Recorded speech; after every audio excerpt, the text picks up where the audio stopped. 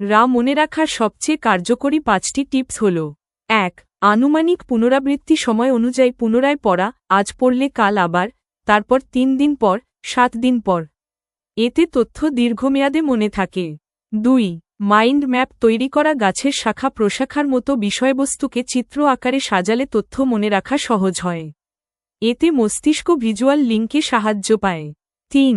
নিজের ভাষায় ব্যাখ্যা করা, যে বিষয়টি পড়ছ সেটি কাউকে শেখানোর মতো করে নিজের ভাষায় বোঝাতে চেষ্টা করো। এতে বোঝাপড়াও বাড়ে, মনে রাখাও সহজ হয়। 4. সহযোগী শব্দ বা গল্প বানানো, জটিল তথ্যকে সহজে মনে রাখার জন্য শব্দ, বাক্য বা ছোট গল্প তৈরি করো। যেমন, রংধনুর রং মনে রাখতে রবি গেছো স্নানে, হলুদ বাদ নীল বেগুনি। 5. সক্রিয় পড়াশোনা, পড়ার পর বই বন্ধ করে মনে করার চেষ্টা করো, আমি কি পড়েছি। নিজেকে প্রশ্ন করো ও উত্তর দাও। এতে তথ্য মস্তিষ্কে গভীরভাবে